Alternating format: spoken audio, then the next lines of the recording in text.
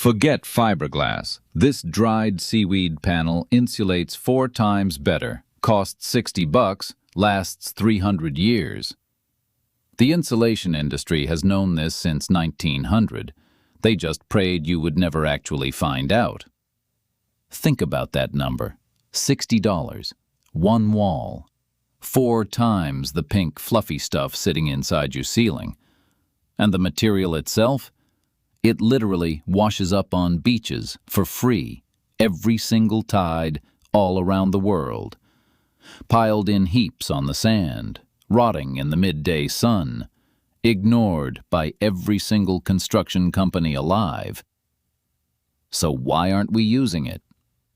That's the question this video answers, starting with your last energy bill.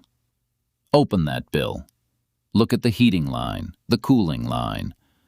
Notice how it climbs every single year. You seal windows, add smart thermostats, buy expensive foam. Nothing works for long. Your habits aren't the problem. The problem is the wall itself. Modern insulation is a scam wrapped inside a massive corporate marketing budget. Fiberglass itches. It off-gasses tiny glass shards straight into your lungs for decades. And fiberglass constantly sags inside. After 10 years, it slumps in your cavity, leaving cold pockets on top, hot pockets on the bottom. Its rated R value is pure laboratory fantasy. The real number in a real wall is roughly only half. What about spray foam? Spray foam cracks the moment your house settles. It traps moisture behind every panel. The chemistry inside spray foam is exactly the kind you do not want your own children breathing daily. Mineral wool grows heavier and pricier every single quarter. Rigid foam boards have literally doubled in price recently. Meanwhile, your air conditioner runs longer every summer. Your furnace burns more every winter. The utility company is happy. The insulation manufacturer is happy. Your wallet is not. And here's the trick. You are locked in tight. Tear open a wall, and the code inspector demands you refill it with the exact same overpriced product. The same product that failed you the first time. This is the industry cycle. Buy, fail, rip out, repeat. Buy again, fail again, forever. It is a beautiful business model. For them. But a Danish island solved this. The island is called Lasso. Say it like Lasso. It sits in cold gray water between Denmark and Sweden, a flat, windswept place, salt on everything. For centuries, the people had almost no trees, no wood for walls, no money for imported materials. What they had was seaweed. Tons of it, washing onto the shore every autumn. So they used it. They gathered seaweed. They dried it in the sun. They twisted it into heavy ropes. They piled those ropes onto their roofs, sometimes 3 feet deep. Then they let it settle and cure. Let the salt cure it. Let the sun bake it. Those roofs are still standing today. Not 50 years, not 100. Some are over 300 years old. The same seaweed, the same ropes, never once replaced. Warm in the Danish winter, cool in the summer. Fireproof, rodent-proof, mold-proof. No insurance claims or remediation crews. No itchy attic renovations. The seaweed species is Zostera marina, common eelgrass. It grows in shallow temperate bays. It grows on almost every temperate coast on Earth. From Maine to Portugal, from Japan to New Zealand. It falls off the ocean floor every year, It washes up in windrows so thick you can rake it. It is free. It is renewable. It is everywhere. Nature quietly produces it in enormous piles every single autumn. And it has been forgotten. On purpose. But labs in Denmark, Germany, and Canada have quietly been retesting it. They run it through the same machines used for fiberglass and foam. Those numbers are why this video exists. Here's the truth. The physics behind eelgrass insulation is almost embarrassing in how simple it turns out to be. Look at a dried strand under a microscope. It is not a solid fiber. It is a hollow tube. Inside that tube, tiny salt crystals form a lattice. Millions of microscopic pockets, each holding dead air. That is exactly how modern aerogel works. Aerogel is space shuttle insulation, costing hundreds of dollars per square foot. And nature built almost the same structure for free, inside a common plant, using nothing but sunlight and seawater.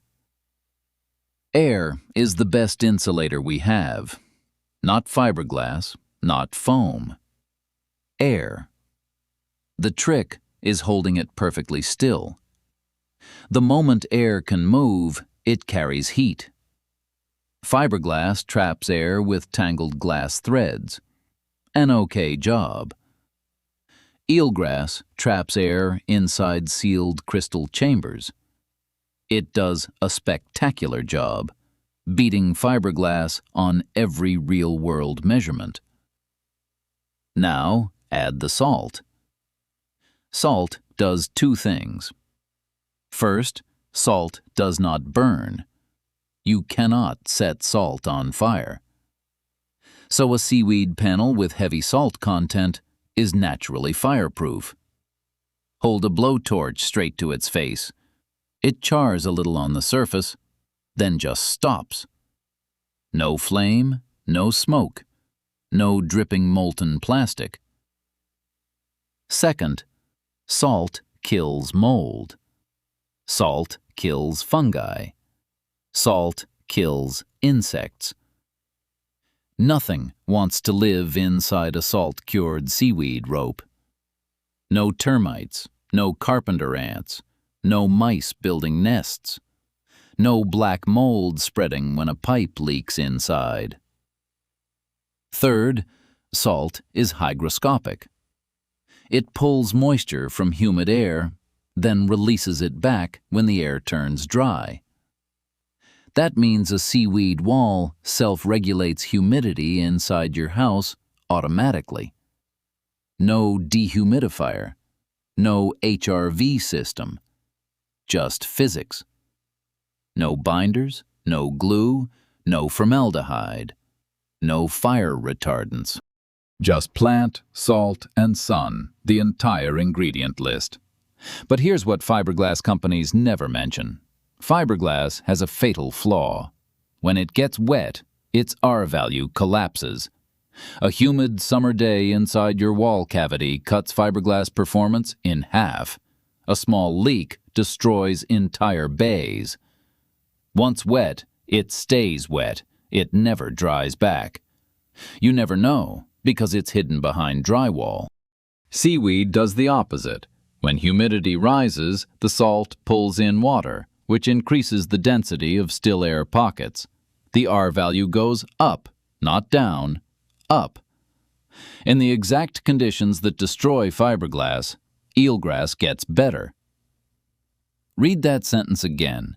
It performs better when things get worse. Now look at the lifespan of each. Fiberglass bats have a real service life of about 15 years before they sag, settle, or absorb enough dust. Spray foam is optimistically rated for 30 years. Eelgrass, on those Danish roofs, is proven past 150. Some samples exceed 300 years. So do the math. You buy fiberglass 10 times over one seaweed installation.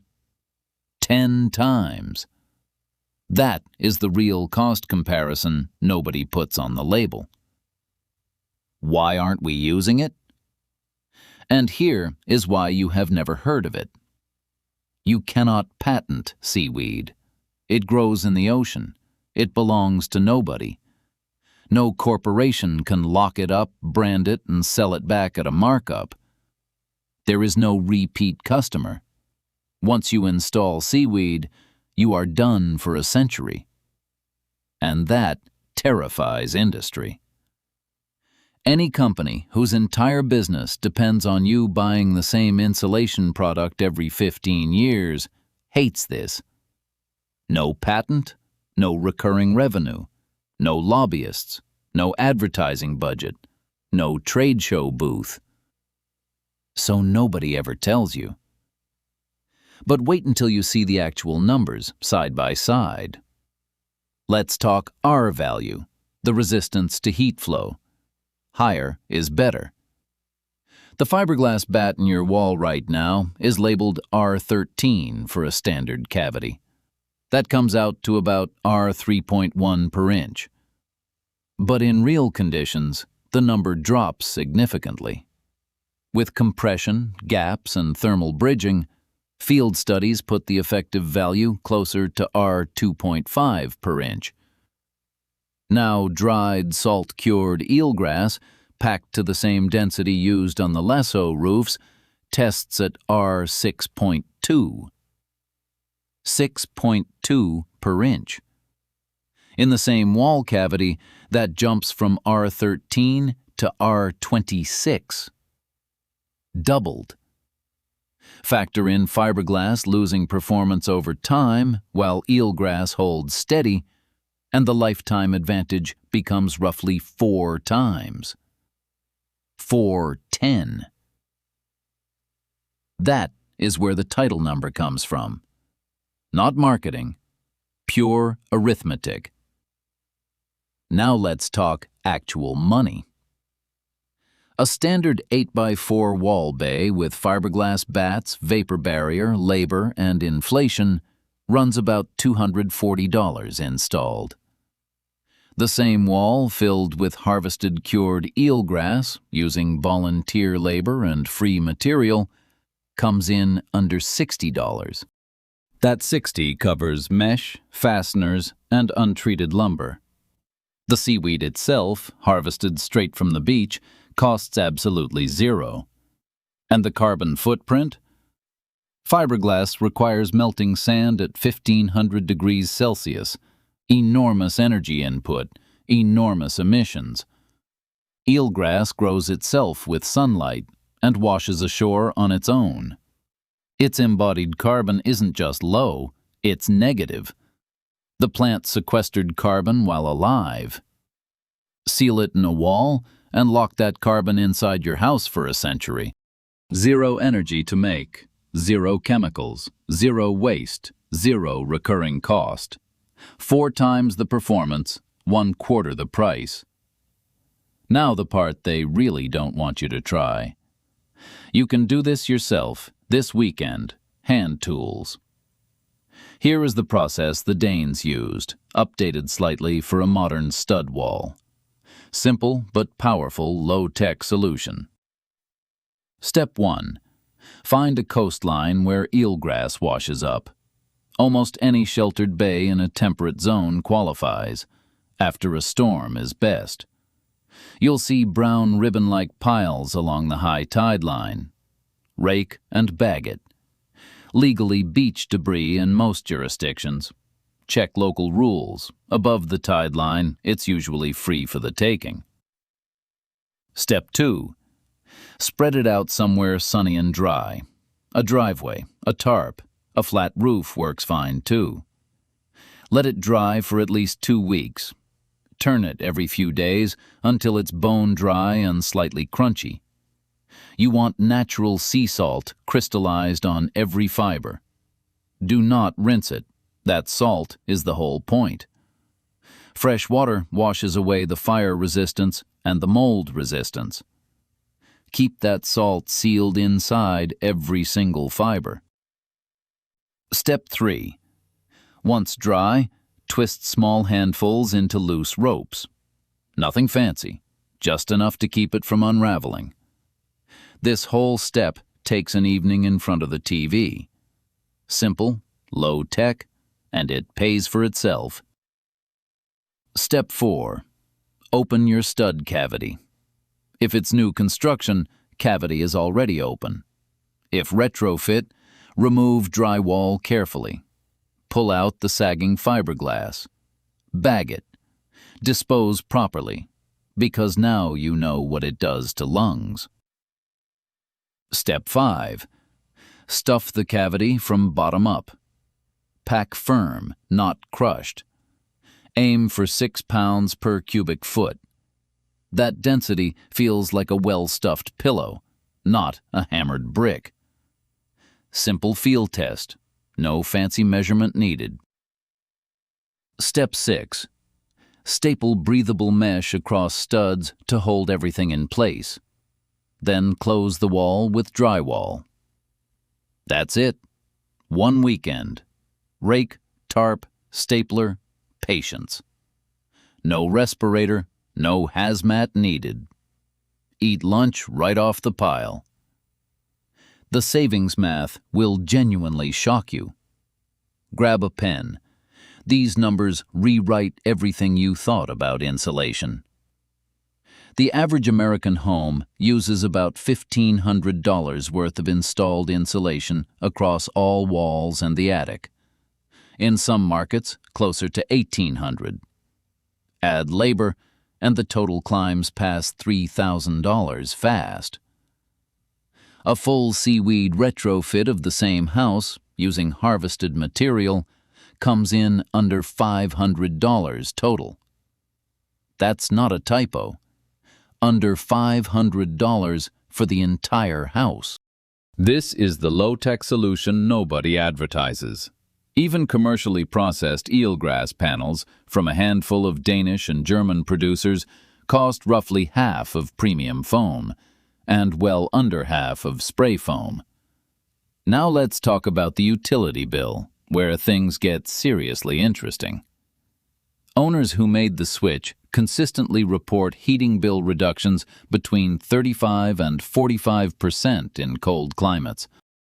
In hot climates, cooling savings are similar, sometimes higher, because humidity regulation reduces the load on your air conditioner.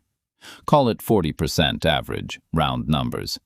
Half your energy bill, gone, using material the tide brings in free. Say your heating and cooling cost $150 monthly. A 40% cut saves $60 each month. That is $720 every year. A $500 retrofit pays for itself in under 14 months. After that, every single month is pure profit for the entire next century. Century, not decade.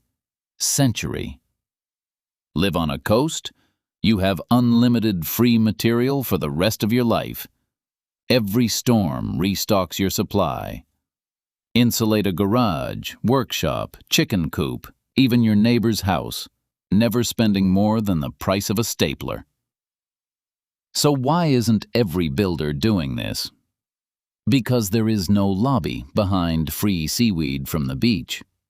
No Seaweed sales rep takes a code inspector to lunch. No Seaweed booth at the International Builders Show. No full-page ads in trade magazines. No political action committee writing checks in Washington or Brussels for kelp. Building codes governing what goes inside your walls were written with heavy input from fiberglass, foam, and mineral wool makers. Their materials are approved. Their competitors are unapproved by default.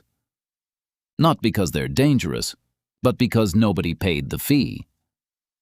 Seaweed is unapproved in most jurisdictions today. Not because it fails any test. It passes fire, mold, and thermal. It is unapproved because nobody with money has any incentive to push it through the bureaucracy. the industry wins. This exact pattern repeats everywhere. Cork walls, hemp lime blocks, rammed earth, straw bale, cellulose, sheep wool, each outperforms mainstream. Every one is quietly ignored. Every one is legal somewhere, quietly forbidden by omission everywhere else. Low-tech is winning. Low-tech quietly wins wherever people are allowed to try it. The problem is, you are usually not allowed to. One more solution the industry buried even deeper is coming next video. Cork walls. Bark from a self-regrowing tree. Fireproof, waterproof, silent.